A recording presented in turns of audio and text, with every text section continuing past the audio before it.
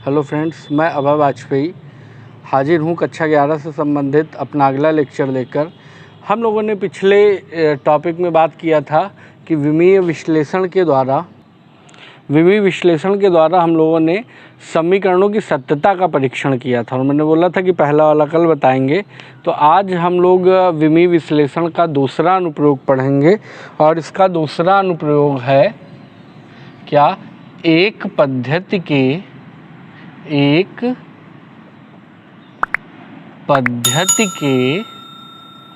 मात्रकों को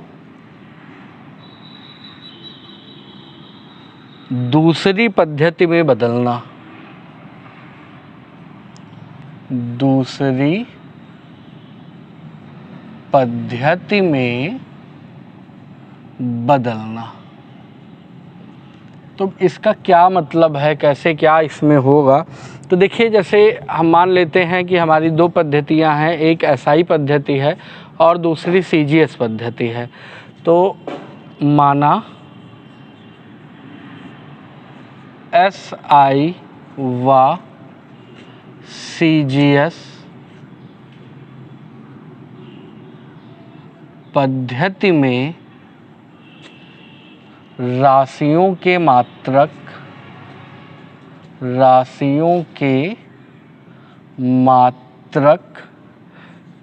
क्रमशः U1 व U2 हैं तथा उनके आंकिक मान कितना है, मान लेते हैं N1 व N2 हैं। तब क्या हो जाएगी, राशि की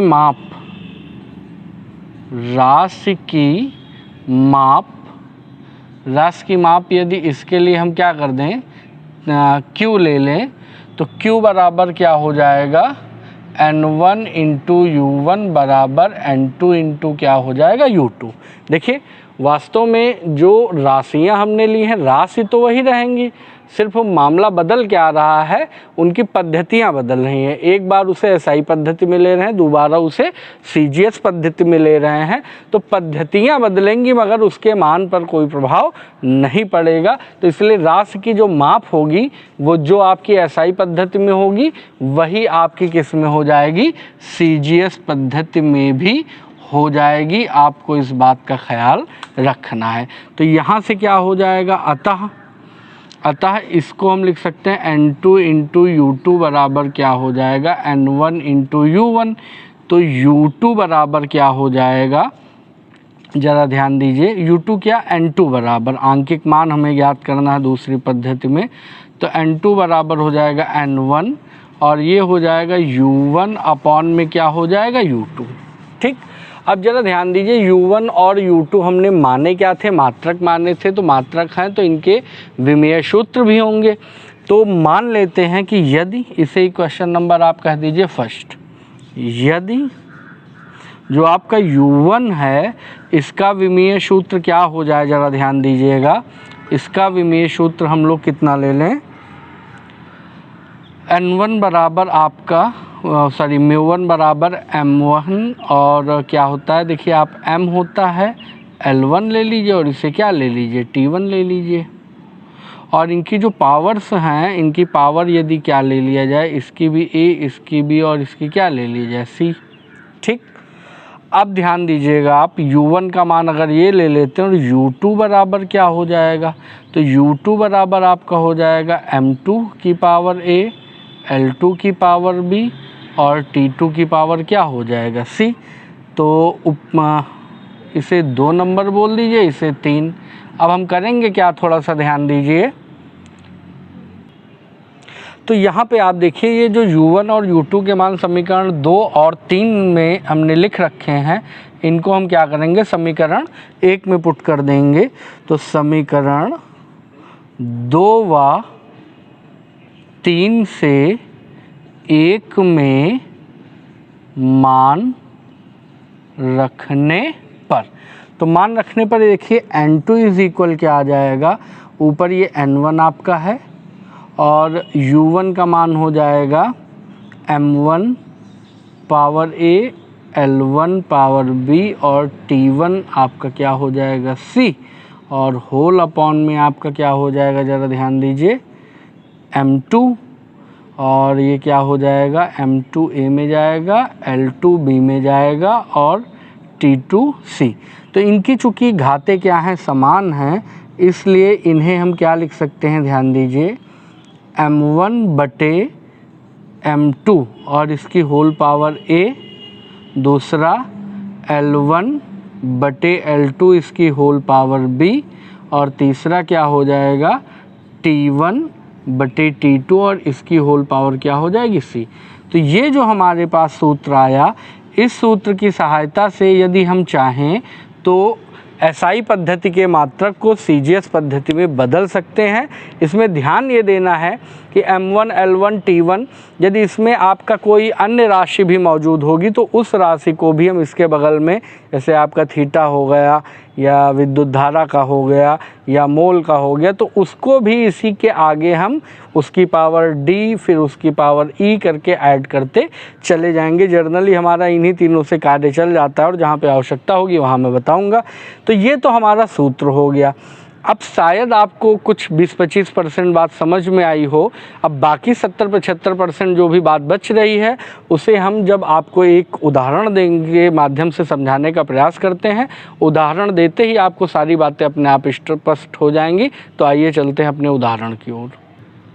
तो ध्यान दीजिए, इससे संबंधित जो हमारा पहला उदाहरण है वो है कि 1 जूल को अर्ग में क्या करना है, परिवर्तित करना। मतलब 1 जूल का मान, जूल हो गया आपका एसआई पद्धति का मात्रक। ये ध्यान दीजिएगा, ये एसआई पद्धति में काहे का मात्रक है, ये आपका ऊर्जा का मात्रक है, ठीक है। और ये अर्ग भी आपका ऊर्जा का मात्रक है, मगर ये किस पद्धति में है, सीजीएस पद्धति में। तो एसआई पद्धति में आप कहें या एमकेएस पद्धति में, तो इसे एसआई पद्धति से सीजीएस पद्धति में हमें क्या करना है, बदलना है। अर्थात हमें ये बताना है कि 1 जूल में कितने अर्ग होते हैं। तो अब यहाँ पे सीधा सा हिसाब है कि यहाँ पे हमें N1 का मान क्या दे रखा है, N1 बराबर दे रखा है 1, ठीक है। ये आंकिक मान हो गया और इसका मात्रक क्या हो गया, जूल है, ठीक है। और N2 का मान हमें क्या करना है, ज्ञात करना है। इनके साथ हमें A, B और C के क्या चाहिए, मान चाहिए। तो वो मान कैसे निकालेंगे, ज़रा ध्यान दीजिए। यहाँ पे हमारा जो फार्मूला बनेगा वो क्या बनेगा, N2 = N1 और ये आपका हो जाएगा M1 अपॉन M2 की whole power A, L1 upon L2 की होल पावर क्या हो जाएगा B, और तीसरा हो जाएगा T1 अपॉन T2 की होल पावर क्या हो जाएगा C। तो अब ज़रा जूल में मात्रक देखिए, है ना, सॉरी एसआई पद्धति में जूल जो है वो ऊर्जा का मात्रक होता है। तो इसकी विमा क्या होगी, है ना, ऊर्जा की विमा, क्योंकि A, B, C ये क्या है, विमाएं हैं। तो इसकी विमा होती है ML2 और T माइनस क्या होता है 2। तो यहाँ से ज़रा ध्यान दीजिए, ये अगर हम लोग इसको M की पावर A, L की पावर B और T की पावर क्या ले लें, C ले लें, है ना। तो इससे तुलना करने पर, तो देखिए तुलना करने पर A का मान हमें क्या मिल जाएगा 1, क्योंकि यहाँ पे कोई घात नहीं लगी है।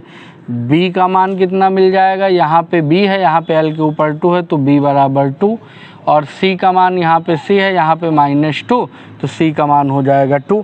अब ये मान उठा के हम जब ऊपर रखेंगे तो N2 बराबर क्या हो जाएगा, ज़रा ध्यान दीजिए, ये हो जाएगा N1 का मान क्या हो जाना है, 1 हो जाएगा, और ये M1 बटे M2 की पावर क्या हो जाएगा, A का मान 1, L1 बटे L2 की पावर B का मान कितना हो जाएगा 2, और आपका T1 बटे T2 की पावर आपका कितना हो जाएगा -2।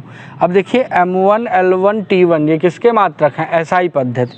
तो एसआई पद्धति में M मतलब द्रव्यमान को किस में मापेंगे, द्रव्यमान का मापन हम करते हैं किलोग्राम में। तो ये आपका हो गया 1 किलोग्राम। ग्राम, जिसे आप किग्रा बोल सकते हो, ठीक। और बटे में m2 ये CGS पद्धति के मात्रक है, तो CGS पद्धति में इसे काहे से नापते हैं, ग्राम से। तो gm और घात इसकी 1 l। लंबाई को काहे में मापेंगे, इसमें मीटर में मापेंगे, तो इसे लिखेंगे L1 का मान 1 मीटर हो जाएगा और L2 का मान क्या हो जाएगा, 1 सेंटीमीटर हो जाएगा cm, और पावर हो जाएगी 2। T1 का मान ध्यान दीजिए, T1 ये भी आपका सेकंड में आएगा, 1 सेकंड, और T2 भी क्या होता है, 1 सेकंड, और इसकी पावर हो जाएगी -2। तो अब यहाँ पे N2 बराबर ध्यान दीजिए आप, देखिए 1 ग्राम किलोग्राम को ग्राम में बदल लें अगर, तो 1 × 1 किलोग्राम में होते हैं 1000 ग्राम, तो 1000 ग्राम और बटे में हो जाएगा, ये भी क्या है, ग्राम, और ये 1 क्या है, ग्राम, ग्राम से ग्राम हो गया कैंसिल। 1 मीटर में कितने सेंटीमीटर होते हैं, 100 सेंटीमीटर, और बटे में 1 सेंटीमीटर, तो सेंटीमीटर से सेंटीमीटर कैंसिल, और यहाँ सेकंड से सेकंड कैंसिल, 1 बचेगा, 1 की घात कुछ भी हो तो मान हो जाना है 1। तो कितना हो जाएगा, ज़रा ध्यान दीजिए, 100 की घात कितनी है, 2, तो N2 बराबर हो जाएगा 1000 को हम लिख सकते हैं 10 की घात 3, और ये हो जाएगा 10 की घात 2, और इसकी होल घात कितनी हो गई, 2, और ये मान काहे में आएगा, अर्ग में आएगा, ध्यान दीजिएगा। तो N2 बराबर हो जाएगा 1 × 10 की घात 3 × 10 की घात 2 दूना कितना हो जाएगा, 4। तो N2 बराबर हमें मिल जाएगा 1 × 10 की घात 7, और ये आपका क्या हो जाएगा, अर्ग। तो इस प्रकार से जो 1 जूल था, है ना, SI पद्धति में जो 1 जूल था, वो CGS पद्धति में कितना हो जाएगा, 1 × 10 की घात 7 अर्ग, या सीधा सीधा आप इसे 10 की घात 7 अर्ग भी कह सकते हैं। तो इसी प्रकार से जो भी आपको मात्रक एक पद्धति से दूसरी पद्धति में बदलने हो, तो आपको करना क्या है, थोड़ा समराइज़ कर देते हैं। ये फार्मूला तो आपको ध्यान रखना है। अब आपको देखना है कि किस पद्धति के मात्रक को किस पद्धति में बदलना है ना। तो जिसमें बदलना है वो रहेगा नीचे, जिसको बदलना है वो रहेगा ऊपर। जैसे इसमें SI पद्धति के मात्रक को CGS में बदलना था, इसलिए SI पद्धति के मात्रकों को ऊपर रखा गया और CGS पद्धति के मात्रकों को नीचे रखा गया। एक चीज़, दूसरी चीज़ ध्यान दीजिएगा, जो पहले दिया जाएगा जिसे बदल रहे हैं वो N1 का मान होगा, और जो प्राप्त कर रहे हैं वो किसका मान होता है, N2 का। तो आपको यही देखना है, जिसको बदलना है वो ऊपर रहेगा, जिसमें बदलना है वो नीचे रहेगा। अब जो आपका सूत्र यहाँ दिया उसका मात्रक पढ़ के आप ये देख लीजिएगा कि किस राशि का ये सूत्र है। उस राशि का विमेय सूत्र लिख के ABC के मान निकालेंगे, ABC के मान उठा के यहाँ पे रखेंगे। फिर जिस पद्धति के मात्रक को जिस पद्धति में बदलना है उन दोनों पद्धतियों के मात्रकों को आपको लिख देना है, काट पीट देना है, सॉल्व कर लेना है, जो आएगा वही आपका आंसर हो जाएगा। तो उम्मीद है कि आपको बात समझ में आ गई होंगी। घर पे आप इससे संबंधित कुछ और प्रश्न लगाइएगा। अब हम हाजिर होंगे अपने तीसरे जो है अनुप्रयोग के साथ। तब तक के लिए धन्यवाद।